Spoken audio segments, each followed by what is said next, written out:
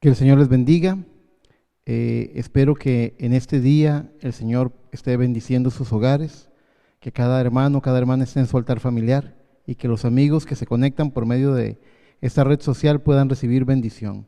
El día de hoy sentí en mi corazón compartir con ustedes un mensaje que lleva por nombre Discernimiento en tiempos de pandemia. Y para ello quiero invitarlos a que vengamos a la palabra del Señor.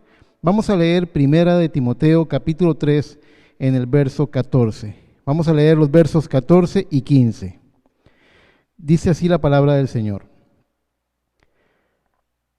Esto te escribo, aunque tengo la esperanza de ir pronto a verte, para que si tardo, sepas cómo debes conducirte en la casa de Dios, que es la iglesia del Dios viviente, columna y baluarte de la verdad. Escogí este texto porque nos habla de una iglesia llamada baluarte, y el baluarte es algo que defiende la posición. Así que quiero hacer una corta oración y compartir con ustedes el mensaje de este día.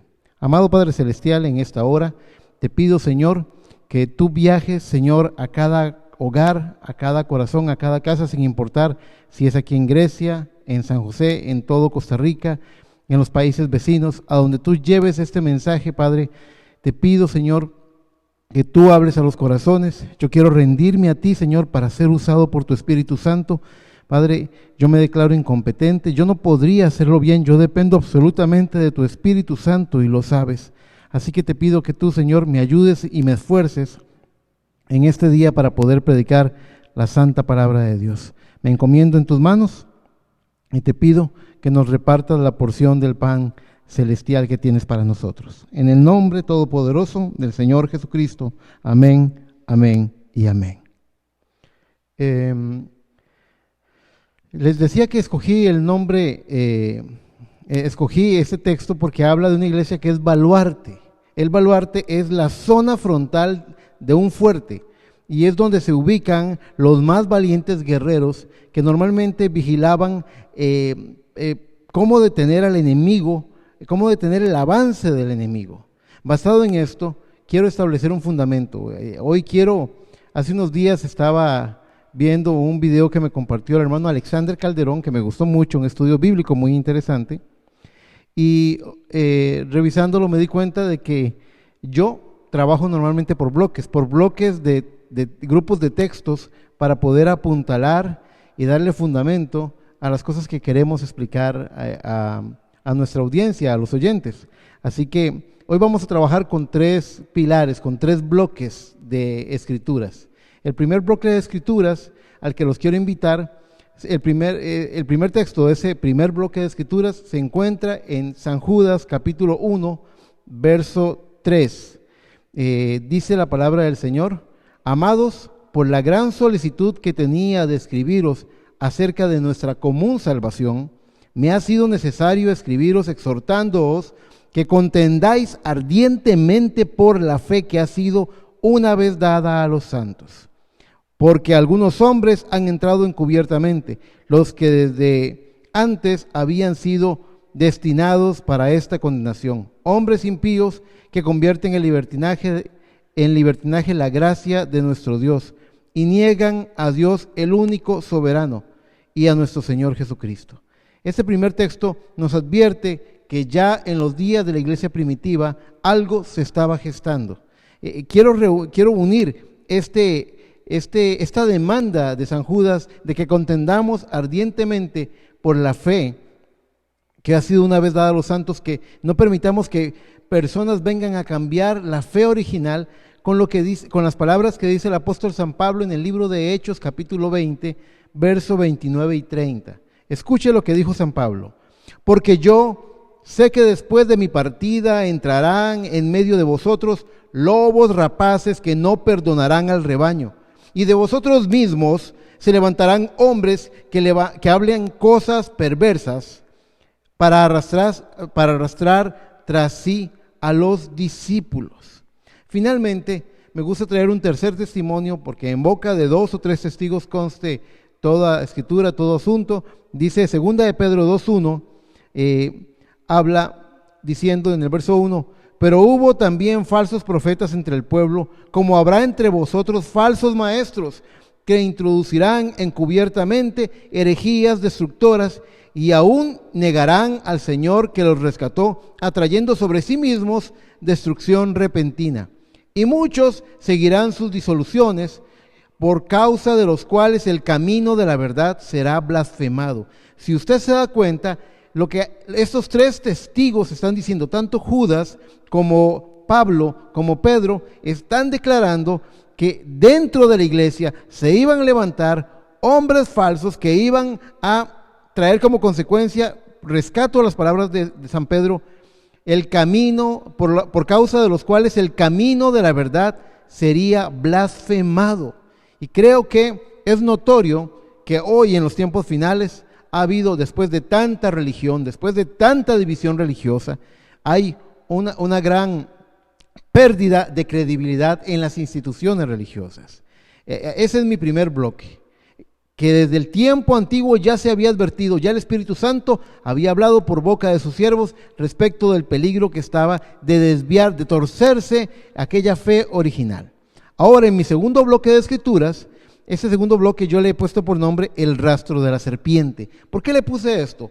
Porque podemos detectar en los capítulos 2 y 3 de Apocalipsis, que muchos de ustedes ya conocen como los dos capítulos que nos trazan una línea histórica de lo que podríamos llamar las 7 edades de la iglesia. Entendemos que verdaderamente el capítulo 2 y 3 de Apocalipsis son 7 cartas enviadas a las 7 iglesias en Asia Menor.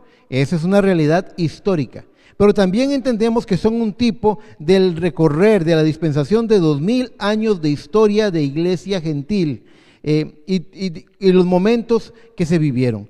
Y dentro de esos 2000 años de historia podemos detectar por medio de la palabra de Dios las advertencias del avance, podemos detectar el rastro de la serpiente, cómo aquella advertencia, aquella alarma que tanto Judas como Pablo como Pedro hacen en la Escritura de esta desviación de la doctrina original, siguió recorriendo a lo largo de las edades. Primero que nada voy a contarles, hay 7 textos aquí que les voy a compartir, uno por cada edad de la iglesia. Los voy a pasar verdaderamente rápido porque no es el foco de mi prédica, pero que quiero que me ayude a apuntarle la posición bíblica que les quiero mostrar. Primero que nada encontramos en la edad de Éfeso, en Apocalipsis 2:6, que la palabra de Dios dice: pero tienes esto, que aborreces las obras de los nicolaítas, las cuales yo también aborrezco. ¿Qué es un nicolaíta? Un nicolaíta es alguien que practica el nicolaísmo. Nicolaísmo es una palabra compuesta, se deriva de 2 palabras, se compone de 2 palabras. Nikos, que en el griego significa conquista, y laísmo viene de laos, que significa laico, la conquista del laico. Y así como leímos ahora en Hechos 20:29, donde Pablo advierte que irían tras los discípulos, que estarían tratando de discipular a la gente. Encontramos entonces una primera advertencia. El nicolaísmo surge en la primera edad de la iglesia, en la edad de Éfeso. Luego encontramos en la edad de Esmirna, que en Apocalipsis 2:9 la palabra del Señor dice: yo conozco tus obras y tu tribulación y tu pobreza, pero tú eres rico, y la blasfemia de los que se dicen ser judíos y no lo son, sino sinagoga de Satanás. Aquí no solamente quiero que usted vea el verso en forma aislada, sino que lo compare con el otro, y así vamos a hacer con cada verso para que usted pueda ver una trayectoria, una tendencia de este rastro de la serpiente. Primero, empezó como las obras de los nicolaítas, ahora se habla de la sinagoga de Satanás. En la edad de Pérgamo, en Apocalipsis 2:13 dice: yo conozco tus obras y dónde moras, donde está el trono de Satanás, pero retienes mi nombre y no has negado mi fe. Ahora, aquello que era sinagoga de Satanás, ahora ya se ha entronado, es el trono de Satanás. Y no se queda ahí. Fíjese que en la edad de Tiatira, en Apocalipsis 2:24 dice la palabra: pero a vosotros y a los demás que están en Tiatira, a cuantos no tienen esa doctrina y no han conocido lo que ellos llaman las profundidades de Satanás, yo os digo, no os impondré carga. Ya para la edad de Tiatira, lo que empezó siendo una obra nicolaíta, ya se hablaba de las profundidades de Satanás.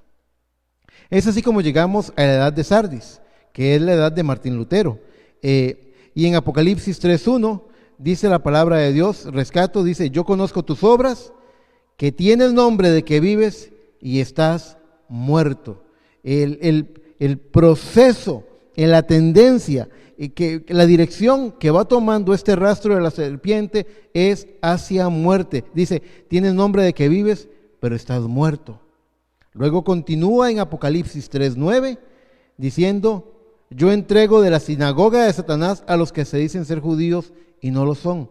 Usted puede seguir el rastro. Y finalmente llegamos a un punto en la última edad, la edad de la Odisea, donde en Apocalipsis 3:20 Jesucristo dice: he aquí yo estoy a la puerta y llamo. Si alguno oye mi voz y abre la puerta, yo entraré a él y cenaré con él y él conmigo. Ya en el tiempo final podemos ver que Cristo ha sido echado fuera, que Él está a la puerta llamando. Él debería estar en la iglesia, Él debería estar en el trono del corazón, Él debería ser el centro de la vida cristiana. Pero esas doctrinas nicolaitas, ese avance doctrinal, esa desviación doctrinal llegó a un punto en el cual llevó a Jesucristo a estar fuera de la puerta. Y Él está tocando la puerta para llamarnos. Todas estas, yo no sé si usted alguna vez le contaron el cuento de Hansel y Gretel. Es un cuento para niños, pero hay algo interesante en ese cuento. En esa historia se relata que los niños, sabiendo que los iban a extraviar en el bosque, llevaban una hogaza de pan y que empezaron a soltar migajas de pan en el camino para poder devolverse. Bueno, lo que estamos viendo aquí a lo largo de 2 capítulos de Apocalipsis 2 y 3, los capítulos 2 y 3 de Apocalipsis, estamos viendo las migas que nos deja en el camino, las pistas que nos deja para poder detectar que aquel temor, que aquella alerta, que aquellos santos siervos del Señor de los días de la iglesia primitiva advirtieron, se consolidó. Ese temor se hizo una realidad. Estos hombres contumaces trajeron esa desviación doctrinal, por decirlo así. Ahora llegamos al tercer y último bloque de escritural, y es quiero hablarles sobre los 4 jinetes versus los 4 seres vivientes. Fíjese que no vamos a citar más escrituras de este capítulo, pero fíjese que es en Apocalipsis, en ese capítulo 6 de Apocalipsis aparecen 17 versículos donde del verso 1 al verso 8 se habla de los 4 jinetes, que son en realidad uno solo, un mismo jinete que está cambiando de color, el color del caballo. Las bestias, tipológicamente en la escritura, representan un poder. Estos caballos representan un poder. Entonces este jinete sencillamente cambia el color de su poder. Y tiene una explicación, tiene una connotación que ahora vamos a explicar. Encontramos que del 1 al 8 habla sobre los 4 jinetes del Apocalipsis, que son en realidad un solo jinete, y ahí están también desarrollándose los 4 primeros sellos. El primer ser viviente, el león, dijo: ven y mira. Y cuando él dijo eso, apareció el jinete del caballo blanco. Ese jinete vino de un color blanco, el color de la paz. Él dice que venía con un arco sin flecha, con un mensaje. Él venía con un mensaje de paz. Y esto estamos hablando precisamente de que fue cuando el nicolaísmo entró en la iglesia. Luego encontramos, en una segunda etapa de tiempo, del recorrer de la historia de la iglesia cristiana gentil, dice: el segundo ser viviente fue el buey, y él aparece y dice: ven y mira. ¿En qué momento? Es cuando el jinete del caballo bermejo quiere decir rojo, aparece. Se tornó de color bermejo, rojo, por toda la sangre que se derramó en el circo romano en aquel tiempo de persecución, donde muchos cristianos fueron perseguidos y atormentados, tratando de forzarlos a que negaran su fe. Usted y yo tenemos una Biblia, una palabra de Dios, gracias a que esos valientes prefirieron morir que negar al Señor al que le habían entregado sus vidas. Y ojalá pudiéramos apreciar y valorar esto que la palabra del Señor representa para nosotros. Dice el libro de los mártires de Fox que se registra un martirologio de 68 millones de personas. Luego, el tercer, y note que el animal, el segundo ser viviente, que aparece para revelar las acciones de este jinete, que no es otra cosa sino el poder del anticristo, el mismo anticristo, el espíritu de anticristo cabalgando en las edades de la iglesia. Pues el animal que contrarresta al caballo bermejo, al jinete del caballo bermejo, es el buey, que es el animal del sacrificio. Así que el espíritu de esa edad, el espíritu del buey, estuvo sobre aquellos mártires que prefirieron derramar su sangre a negar a su Salvador. Luego viene el tercer ser viviente.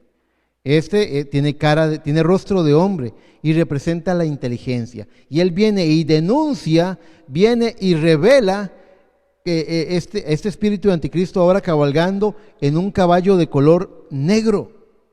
Aparece en el tiempo de las edades oscuras. Y la inteligencia del hombre es lo que lo enfrenta en ese tiempo. Por ejemplo, Martín Lutero, Erasmo de Rotterdam y muchos otros valientes, entendiendo que Martín Lutero fue el mensajero de esa edad, pero que hubo muchos hombres valientes que se enfrentaron a la ignorancia, a la superstición ustedes ven que en esa escena aparece una balanza, viene con una balanza en la mano, porque estaba comerciando con la fe por medio de las famosas indulgencias que la Iglesia Católica estaba fomentando. Luego aparece el cuarto ser viviente, que es el águila volando, y esto nos habla de una edad de un profeta. Él dice, ven y ve, y el jinete que aparece ahora es el jinete en el caballo blanco, en el caballo amarillo, un color enfermizo. Ahí es cuando el jinete revela su verdadero nombre. En esa parte del capítulo 6 de Apocalipsis se dice que el nombre del jinete es muerte. Él vino con un mensaje de paz, él vino en un caballo blanco, él vino con un arco sin flecha, pero no reveló sus verdaderas intenciones. Ese espíritu entró en la iglesia. El santo profeta de Dios dice que la novia de Jesucristo sabe que los dos espíritus, el de Cristo y el anticristo, están dentro de la estructura de la iglesia, que ella va a discernir ese espíritu y lo va a enfrentar y combatir. Luego tenemos que del verso 9 al verso 11 se habla del quinto sello, que se trata de las almas debajo del altar, y del verso 12 al verso 17 se habla del sexto sello. Y ya nos estamos acercando a lo que yo quería decirles. Les voy a leer una nota del párrafo 29 y 30 de uno de los capítulos de las edades de la iglesia, predicados en el año 54, no las últimas, sino la primera vez que el mensajero las predicó, en el año 54, párrafo 29 y 30. Dice así: y con la ayuda de Dios y con el libro de la historia, yo puedo probarles que estamos viviendo en la séptima trompeta, para la séptima plaga y para que el séptimo sello sea abierto y la séptima copa sea derramada. Usted puede encontrar siete temas, 7 copas, 7 trompetas, 7 ángeles. Usted puede encontrar 7 en el libro de Apocalipsis. Sigue diciendo el párrafo 30, dice: cuando la sexta suena, la sexta trompeta, dice, tal vez lleguemos a eso el viernes en la noche, cuando la Primera Guerra Mundial, dice, pues la sexta trompeta sonó exactamente de acuerdo al tiempo del cual Dios nos habló. Exactamente, geográficamente, siguiendo el sello antes de eso. Y cuando el misterio fue revelado ahí para el bautismo del Espíritu Santo, recuerde que eso fue a principios del siglo XX, y la gente en aquel entonces, dice, ¿cómo es que la iglesia no subió? Y aquellos que se estaban moviendo rehusaron andar en la luz y se regresaron. Y la plaga se desató en aquel tiempo y se derramó sobre la tierra, la cual fue la influenza, que mató a toda la gente como lo hizo a millares de millares. Muy bien, primero tuve que avanzar rápidamente con algunos textos para que pudiéramos entender, número uno, en el primer bloque de escrituras, que tenemos testimonios que hablan de un poder de engaño que iba a iniciar en los días de la iglesia primitiva. Luego seguimos el rastro de la serpiente a lo largo de 7 edades de la iglesia y finalmente vimos cómo los 4 seres vivientes que rodean el trono de Dios, el león, el buey, el hombre y el águila volando, que rodean el trono de Dios, estos 4 seres vivientes, cuando aparecen y hablan, es para declarar un misterio, para revelar lo que está haciendo, lo que está ejecutando el jinete, que ya sabemos que es uno solo, que empezó con un mensaje de paz, introduciéndose con el nicolaísmo, tratando de ganar discípulos, adeptos, y al final de las 7 edades de la iglesia ya se ha revelado su verdadero nombre, el cual es muerte. Y cada uno de estos colores de los caballos revelan diferentes etapas. El caballo blanco habla de un mensaje de paz, entrando en términos de paz. El caballo rojo habla de cuando se derramó sangre. El caballo negro habla de las edades oscuras. Y este caballo amarillo está hablando es un color enfermizo que trae muerte. El profeta en las edades dice que bajo el 6º sello sonó esto y ocurrió que cuando vino el bautismo del Espíritu Santo, los que lo conocieron se retornaron y se negaron a andar en la luz que Dios les estaba dando. Ustedes saben, usted ha oído el avivamiento pentecostal que hubo en la calle Azusa en Los Ángeles, California. Hubo grandes prodigios y maravillas. Fue notorio, en todo el mundo se escuchó del gran avivamiento de Azusa Street. Y sin embargo, aquella línea pentecostal que predicaba un evangelio puro y de santidad, hoy en día se ha desviado radicalmente de la santidad y de la pureza del evangelio. ¿Por qué les cuento todo esto? Porque lo que está explicando el profeta en este párrafo 30 es que la plaga de la influenza, como él la llamó, mató a miles de millares. Nosotros ya tenemos registros históricos de qué es esto, pero ahorita la vamos a volver a remachar. Lo que quiero que vean es esto. Muy interesante es que el caballo negro haya venido en los tiempos de Martín Lutero, y vea qué interesante. La peste negra, que también fue una consecuencia de haber rechazado la luz que en aquel tiempo vino, la peste negra, tengo aquí anotado, se refiere a la pandemia de peste más devastadora en la historia de la humanidad, que afectó a Europa y Asia en el siglo XIV y que alcanzó su punto máximo entre 1347 y 1353. Estamos hablando del tiempo del oscurantismo, las edades oscuras. Dice, es difícil conocer el número de fallecidos, pero las estimaciones van de 25 millones de personas solo en Europa hasta aproximadamente 1/3 de la población. Y estas son cifras que se consideran optimistas. ¿Alguien sabe lo que ocurrió en la historia después, mucho tiempo después de la peste negra? Vino la fiebre amarilla. Recuerde el caballo negro, recuerde el caballo amarillo.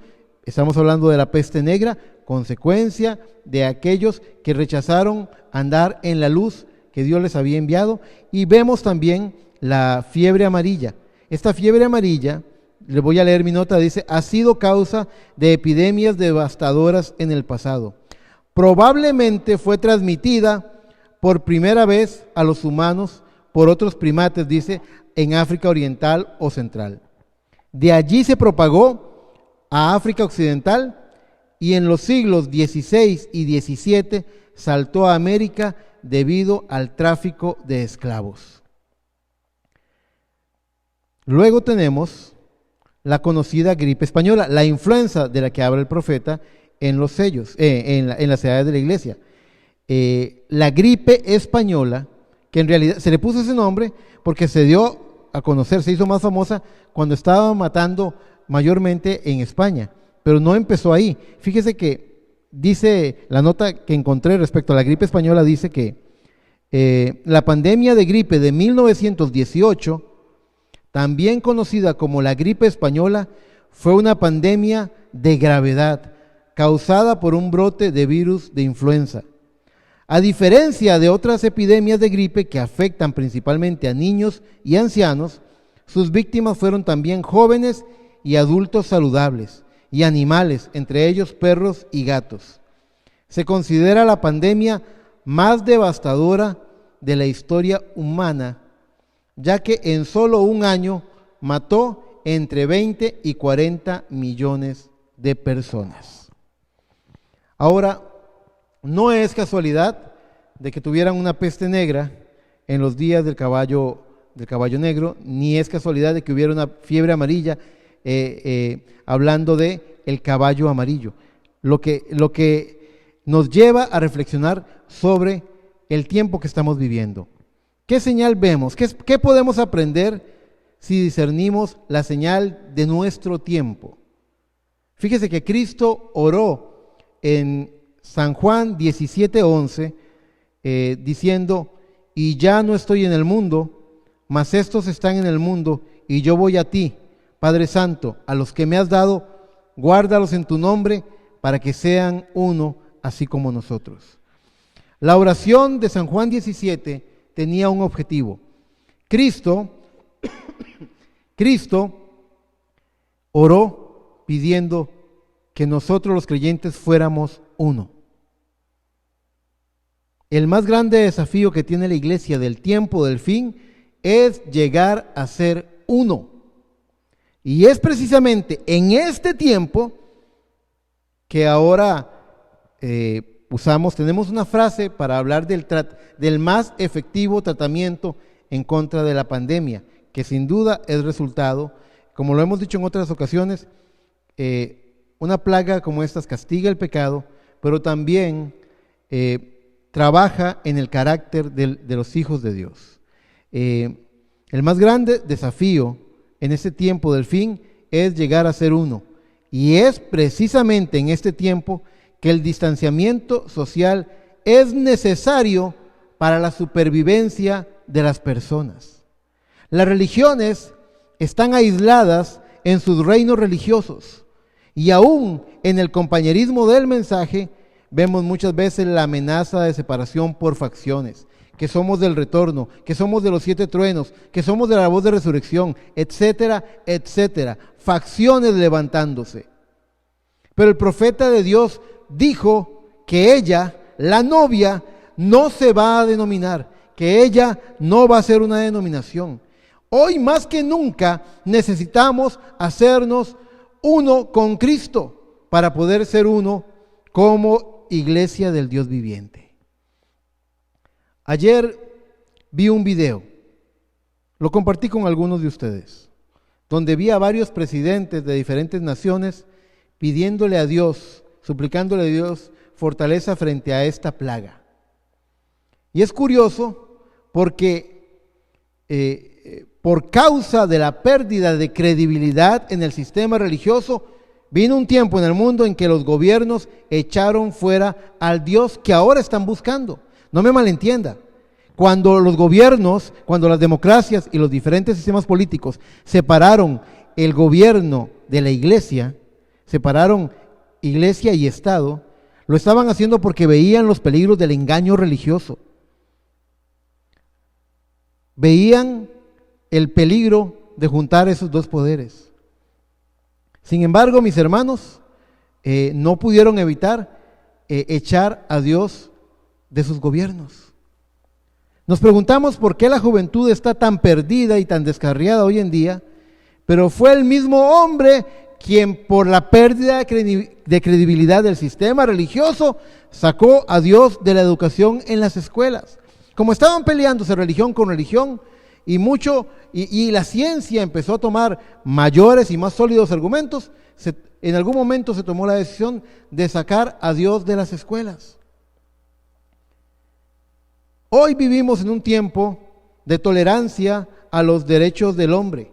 Usted ve los gobiernos, usted ve los movimientos sociales para gente pro aborto, para gente que se quiere casar, gente que busca casarse con alguien del mismo sexo, que en nuestros trabajos y sitios donde socializamos es muy mal recibido hoy en día hablar de un Dios tan anticuado y tan obsoleto. Y la palabra de Dios nos advierte de esto. Vea lo que dice la palabra del Señor. En el libro de Romanos, en el capítulo 1, en el verso 28, la palabra del Señor nos dice: y como ellos no aprobaron tener en cuenta a Dios, Dios los entregó a una mente reprobada para hacer cosas que no convienen. Note, hermano, ellos no tomaron en cuenta a Dios, y Dios los entregó a una mente reprobada. Note también cómo la palabra del Señor nos dice en Apocalipsis 3:20: he aquí yo estoy a la puerta y llamo. Si alguno oye mi voz y abre la puerta, entraré a él y cenaré con él. Sume estos dos elementos. Por un lado, el hombre saca a Dios del gobierno, saca a Dios de las escuelas, saca a Dios de su vida social. Hoy el verdadero Dios de la vida social se llama entretenimiento. Saca a Dios de los trabajos. Ya es una costumbre que no se esté hablando de esas cosas, que no haya discusiones de tipo religioso en los trabajos. Pero el problema es que al sacar a la religión, por error, también sacaron a Dios y a su palabra. Porque no veían una diferencia entre una cosa y la otra. Dios ha enviado un mensaje en este tiempo del fin para hablarnos del engaño del sistema religioso, para hablarnos de que la verdad de su palabra no depende de ninguna religión, ni ninguna religión tiene la factura de la salvación que nos dio Cristo gratuitamente en el Calvario. Tenemos un acceso gratuito, podemos entrar confiadamente al trono de su gracia. ¿Qué es lo que necesitamos? ¿Afiliarnos a alguna iglesia? Lo que necesitamos es creer en Jesucristo. Lo que necesitamos es hacernos uno con el Espíritu de Dios. Y en este tiempo, debemos decirlo, toda esta decepción religiosa, todo este enfado y discusión religiosa, todas estas luchas de poderes entre un grupo y otro, hicieron que sacaran a Dios del gobierno, sacaran a Dios de las escuelas, lo sacaron de las iglesias. ¿Sacaron a Dios de las iglesias? Sí, cuando sacaron su palabra. Lo sacaron de los trabajos, lo sacaron de los lugares donde socializan y lo han sacado del hogar también. Dios ha sido sacado del hogar. Son muchos los hogares donde dicen: aquí en esta casa no se habla ni de política ni de religión. ¿Y quién dice? Y nuevamente piensan que hablar de religión es que hablar de Dios es hablar de religión. Este libro no le pertenece a ninguna religión. Este libro es la palabra inspirada de Dios. Y este libro está vivo. La letra mata, es cierto, pero el espíritu vivifica. Cristo dijo: mis palabras son espíritu y son vida. Y Él dijo: cielos y tierra pasarán, pero mis palabras nunca pasarán. Así que lo han sacado. Y ahora que lo han sacado, ahora que Él está afuera, vino el temor. Y han tenido que traer un distanciamiento social, no quiero decir obligatorio, pero necesario para evitar el contagio. Porque estamos tratando de pensar de que una cosa no tiene que ver con la otra, que la condición de pecado de la humanidad no tiene relación alguna con los acontecimientos. Pero cuando usted estudia lo que estas grandes pestes que azotaron a la humanidad, siempre fue en tiempos donde la luz vino a ellos y ellos amaron más las tinieblas que la luz. Estamos en el exacto tiempo de Apocalipsis 22:11.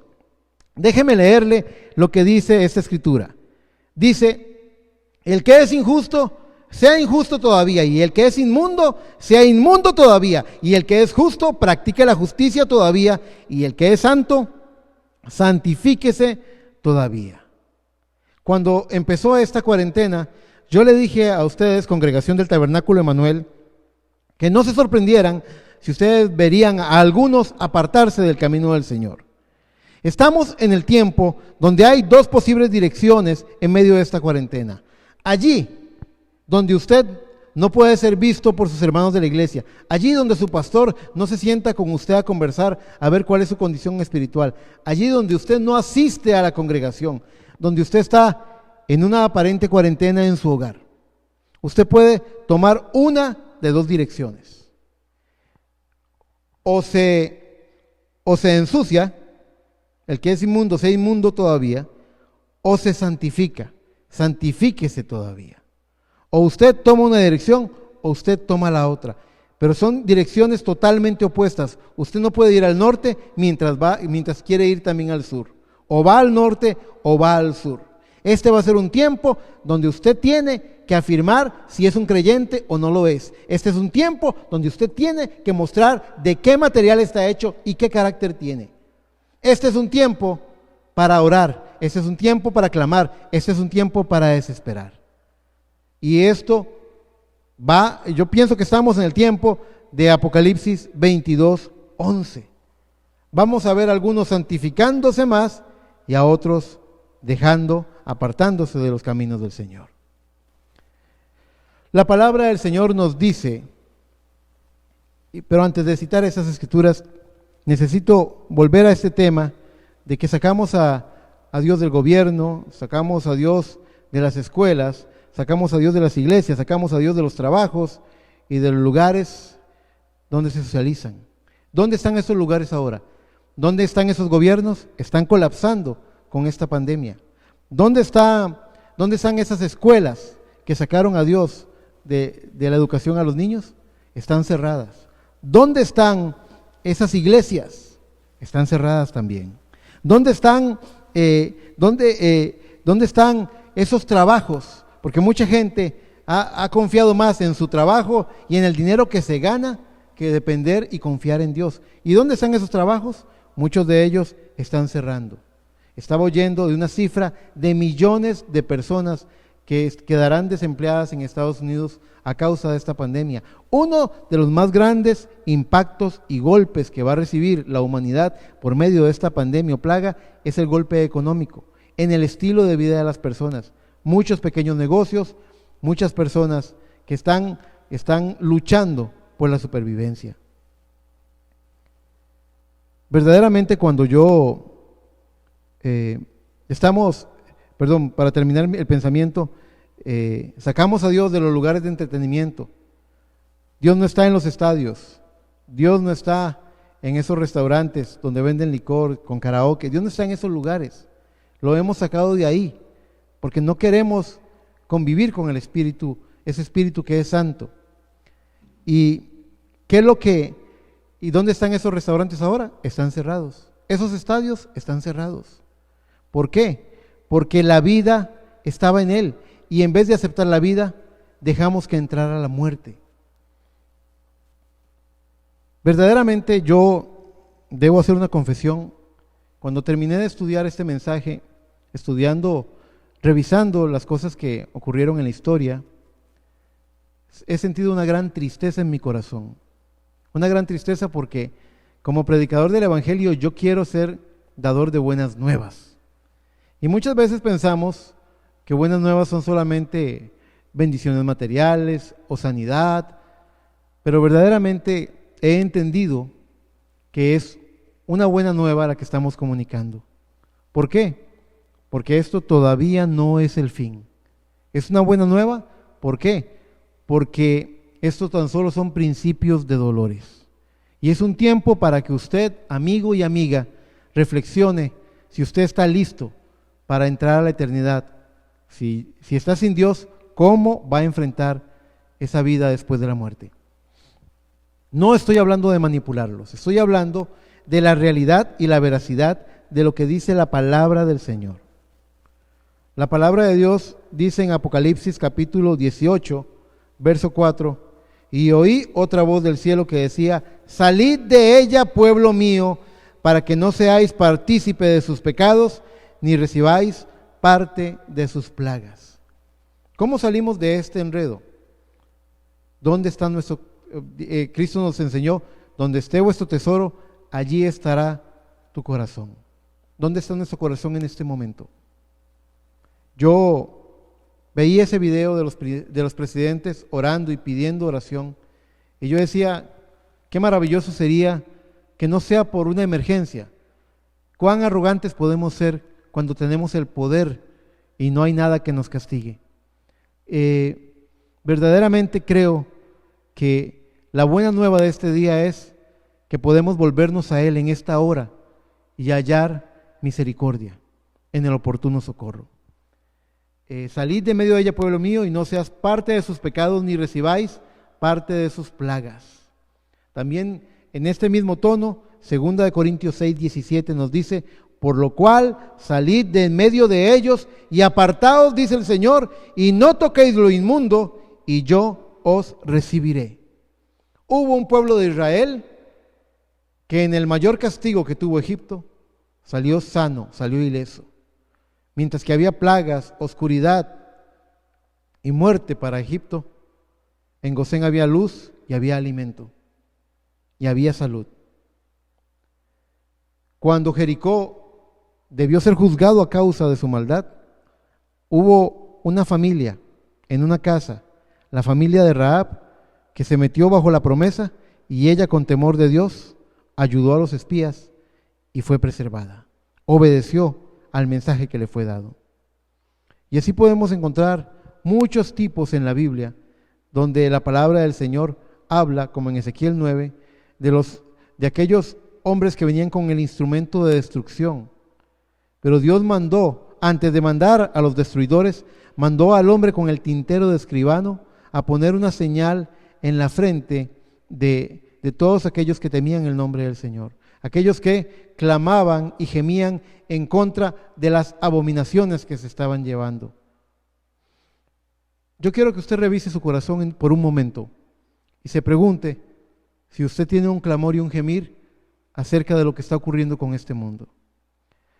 Porque en los días de la peste negra vino un castigo porque la gente rechazó la luz, pero la gente en los días de la peste negra, algunos con ignorancia, algunos con superstición, pero muchos de ellos se volvieron a Dios.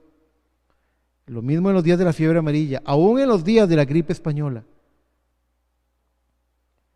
Les decía que la gripe española se dio el primer caso en Estados Unidos, no fue ni siquiera en España, ahí se adquirió su fama, pero esto empezó en 1917 en Estados Unidos. Al igual que el Evangelio, estas plagas, después del rechazo del Evangelio, han traído, a trompetas han sonado, copas se han derramado, la guerra mundial también, 2 guerras mundiales han ocurrido, y todo por rechazar la palabra que les es otorgada, por darle espalda, por no querer caminar en la luz que han recibido. Desde Asia, pasando por Europa, llegando a América. Porque Cristo dijo, porque el día del Hijo del Hombre será así, como el sol, como el relámpago que sale en el oriente y termina en el poniente. Está hablando de oeste a este, de este a oeste, perdón. Está hablando de Asia, Europa, hacia América. Este evangelio le ha dado la vuelta al mundo y estamos en los tiempos finales. La única diferencia, lo que más me preocupa a mí, es que la generación de hoy es mucho más dura que la generación en los días de la gripe española. La generación de hoy es mucho más dura que en los días de la fiebre amarilla y mucho más dura que en los días de la peste negra. Estamos hablando de que hemos visto un paulatino y cada vez mayor endurecimiento del corazón y una gran pérdida del temor a Dios. Yo quiero ser dador de buenas nuevas. Yo quiero predicar para que la gente sea salva.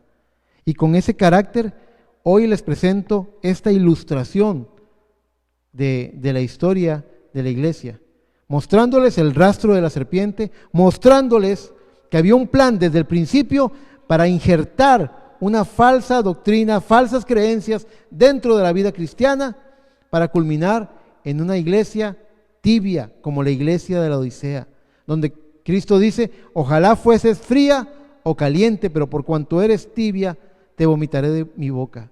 Donde la ignorancia voluntaria es tal, el endurecimiento es tal, que dice: tú dices que te has enriquecido y que no tienes necesidad de nada, y no sabes que eres una pobre, desventurada, ciega y desnuda.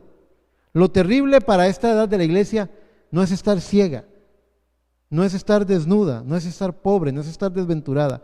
Lo terrible es estarlo y no saberlo. Porque el temor de Dios se ha ido perdiendo y hoy el mundo se ha endurecido su corazón más que el día de ayer. ¿Qué podemos hacer, hermano Eric?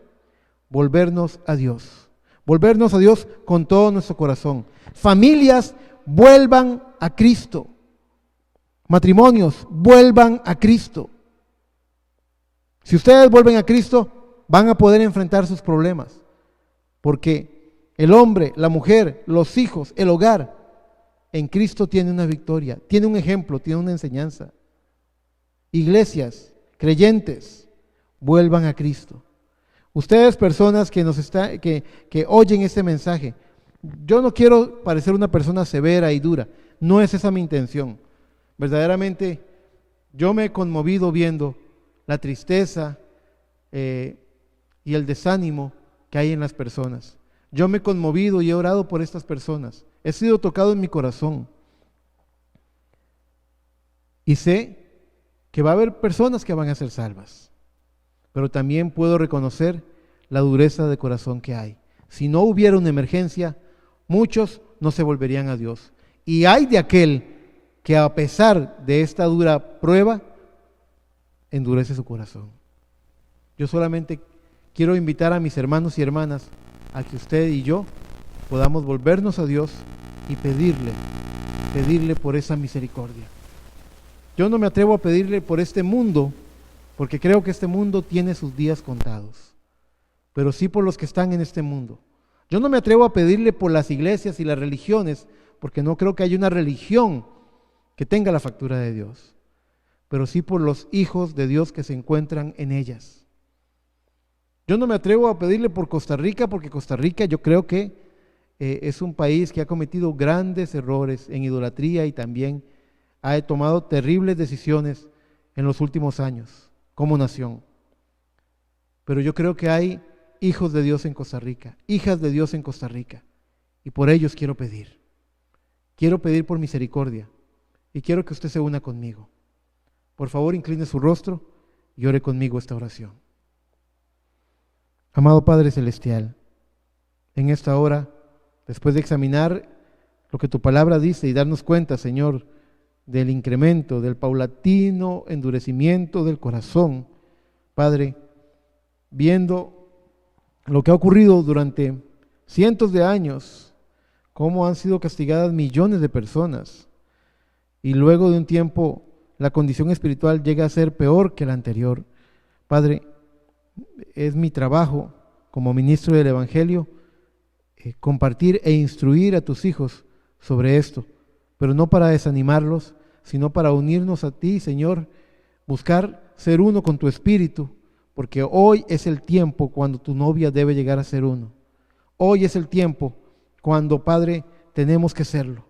Recuerdo en Éxodo 33, un tiempo cuando los pecados del pueblo de Israel te alejaron de ellos y pediste que el tabernáculo fuera puesto fuera del campamento. Y cuando tu profeta Moisés iba al tabernáculo y estando ahí tu gloria chequina, las familias de cada salían a la puerta de su tienda y observaban de lejos y con tristeza un Dios que no quería estar en medio de ellos porque habían pecado.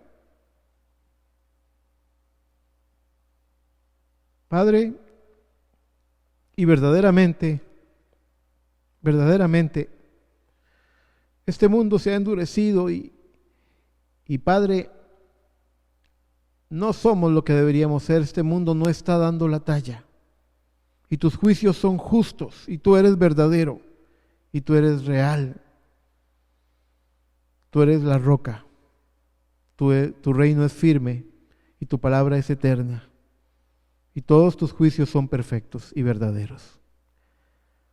Pero hoy yo, como tu siervo, Señor, siento en mi corazón orar, Señor. Orar por lo que ocurre aquí en Costa Rica, por lo que ocurre en Centroamérica, por lo que ocurre en América y en el mundo, Señor. Orar por esta situación. Padre, no para quejarme, porque tú harás lo que tengas que hacer para sacar una novia para tu nombre. Pero oro, Señor, pidiendo misericordia y gracia. Padre, que tu ira se aplaque, Señor, y que tú puedas perdonar y ayudar a tus hijos, Señor. Que tus hijos, a donde quiera que estén, sean alcanzados y guardados, Señor. Padre, te confesamos, Señor, que no vemos un escenario positivo, pero en nuestro corazón sabemos que tú eres un Dios de misericordia y de amor.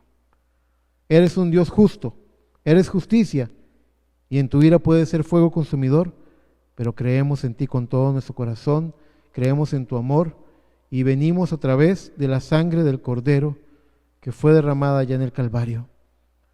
En respeto a la sangre en el madero, venimos ante ti a pedirte, Señor, que perdones a tu pueblo, que nos perdones, Señor, de cualquier indiferencia, si te hemos dado la espalda, perdónanos, Señor, y ayúdanos, Padre, a tener vidas que te glorifiquen. Te pido perdón Padre, por los hogares, las familias, por mi congregación y por la iglesia en Costa Rica y por la iglesia y por el compañerismo del mensaje en todo el mundo. Te pido, pues, Señor, que tengas misericordia y que extiendas tu mano amorosa hacia nosotros y nos levantes. Escucha mi oración, Padre. Te lo pido con amor, en el nombre de Cristo Jesús. Amén. Hermano, amigo, si usted en su corazón siente la carga y el llamado de entregarle su vida a Jesucristo, por favor contáctenos. Aquí mismo, por este medio, donde nosotros publicamos estos mensajes por Instagram, por Facebook, por YouTube. Por el medio que usted vea este mensaje, por favor contáctenos y déjenos saber de usted y cómo podemos ayudarle en esta caminata cristiana. Esperamos que el Señor pueda ayudarlos de verdad. Que el Señor los bendiga, mis hermanos. Hasta la próxima.